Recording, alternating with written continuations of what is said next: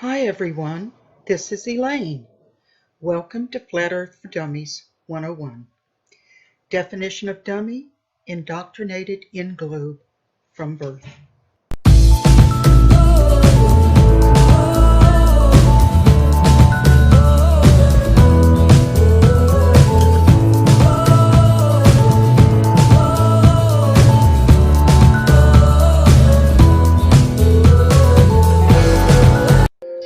A spinning globe is only true in fairy tales. Only the truth will set you free. The lies were out to get me, to feast upon my brain. Freemasonic wormholes were to blame. Then I saw the way. Now I'm a flat earther. There is no curve, no globe in my mind. The earth is flat. We're the believers, don't eat the deceivers, those who lie. Hi Kelsey, I hope you don't mind that I'm having a picture here upside down. I don't mean to offend or anything. I'm just demonstrating that if you believe on a spinning ball earth, at some point, if you're flying from Buenos Aires to Melbourne, you're gonna have to be upside down flying this airplane. We'll start off here in Miami and we'll fly down to Buenos Aires, Argentina. So this is what I was just talking about. If you believe you live on a ball, you're gonna have, this ball has 360 degrees. So if you cross the equator, you would have to be flying at a 90-degree angle. But that doesn't happen. And you can explore the city, and then we'll go from Buenos Aires down to Melbourne, Australia. I have several friends who are architects or engineers, and they back the flat earth because they do not account for curvature when building any of their work. I'm a structural engineer, and I've taken a lot of physics courses in my life, and I started to look into the curvature of the earth, and so I'd found that the flat earth community had created this. Someone out there did this.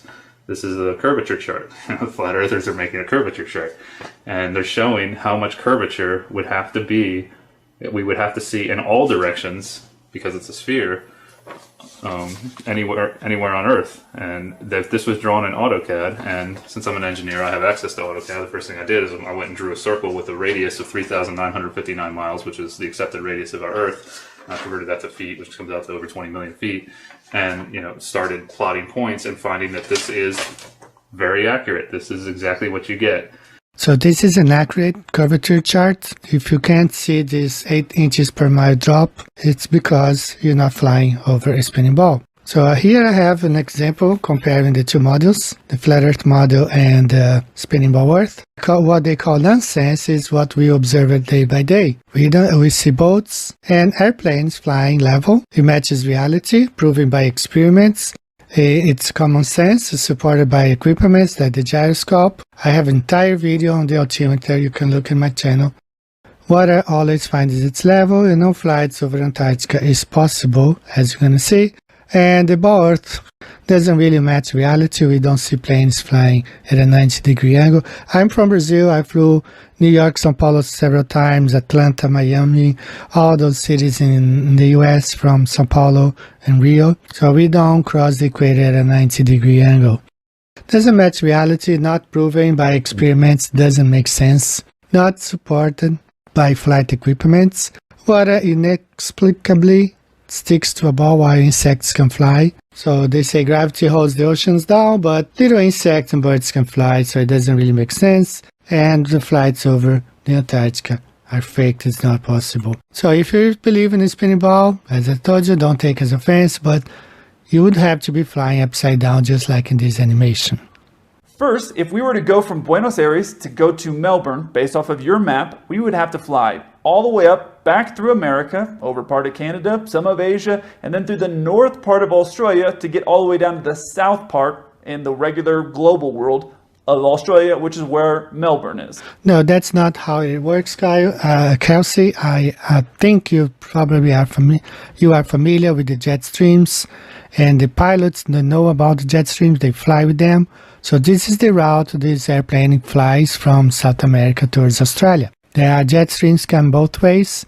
The flights from Buenos Aires or Santiago to Australia, they fly along the jet stream. So this is how you fly from Miami to Buenos Aires. That matches the equipment that is in your airplane, 747. You don't adjust for curvature. You're not crossing the equator at a 90-degree angle. This is how you fly from Miami to Buenos Aires. I've flown from Miami, São Paulo, several times, São Paulo, New York, Atlanta, and Los Angeles. So this is how we fly from North America to South America. And this is how you fly from Buenos Aires to Melbourne. Now, I have written all over here abyssal planes. I don't know if you are familiar with abyssal planes and what they are.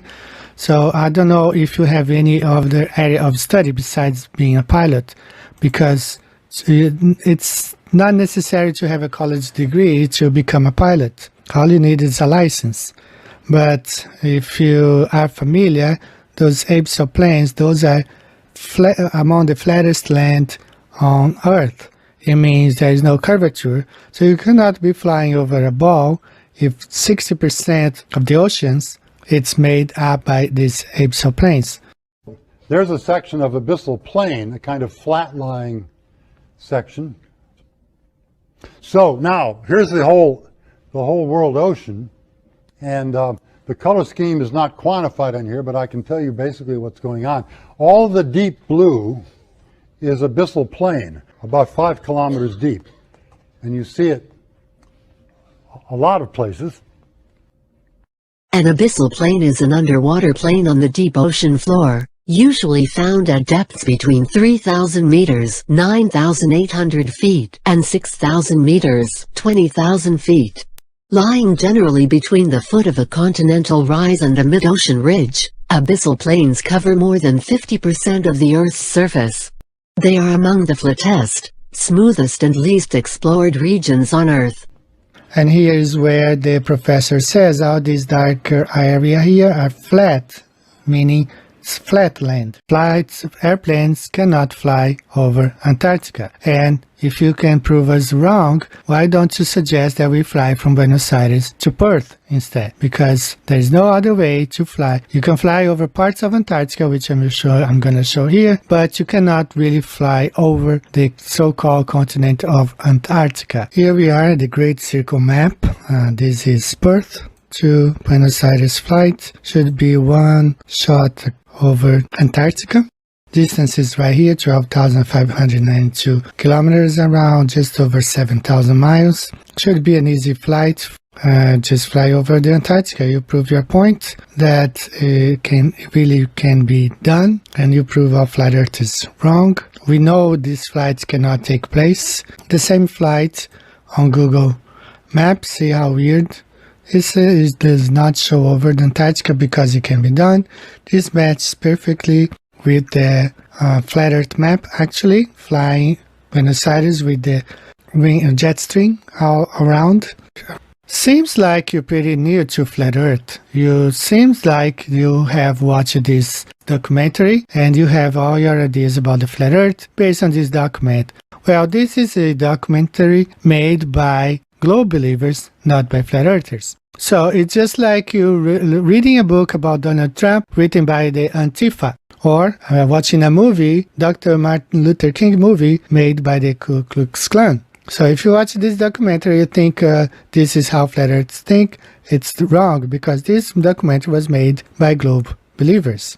Nobody falls off the flat earth. Flat earth is just like a group of islands put together in the middle of a large ocean, surrounded by this land called Antarctica, which we don't know how far down it goes. So just picture this as an archipelago like this, a group of islands. So let's name each island, let's say North America, South America, Africa, Asia, and Australia. There was not an extra island there for Europe, but this is just for you to have an idea. And then picture the 60-degree parallel, which no one can really navigate any further than that. And we have the Antarctica, the ice wall, as Admiral Byrd said. We had added nearly 500,000 square miles to the Pacific Ocean.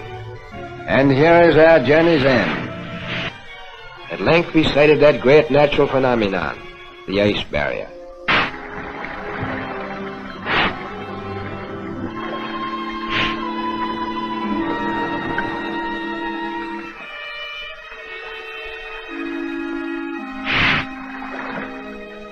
And is no an ice, so we don't know what is beyond that point. We are not allowed. No independent researchers can go there and check what it is. Antarctica is the driest region on Earth with the least average annual precipitation and the highest region in average elevation. It is also the coldest region.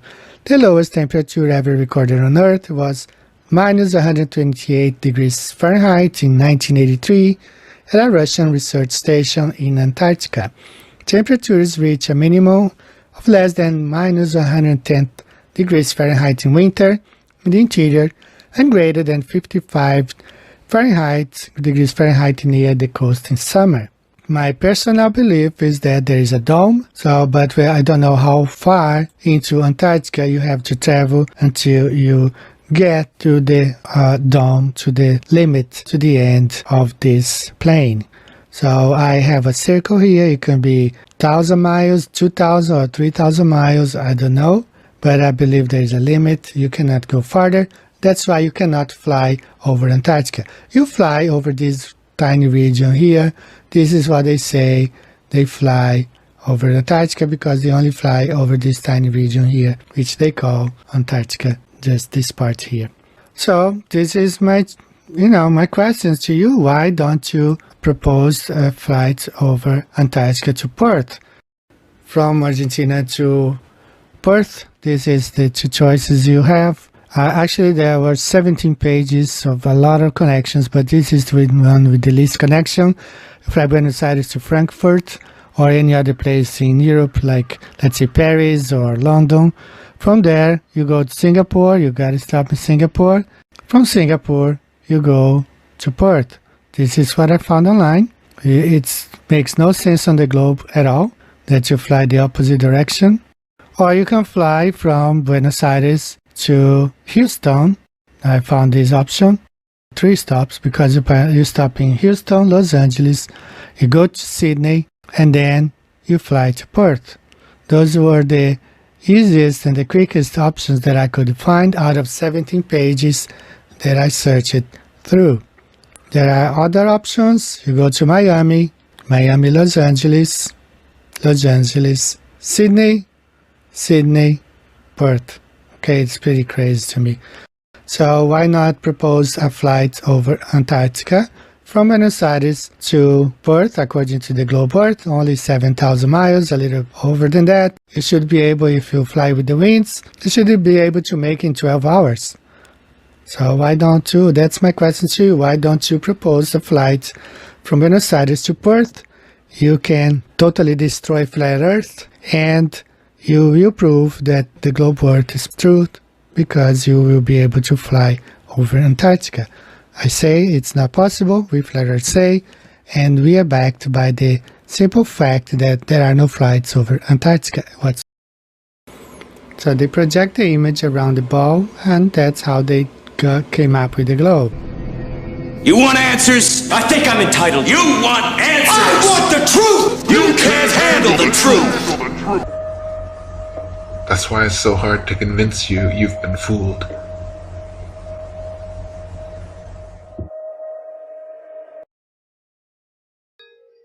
We're the believers, don't hate the deceivers, those who lie.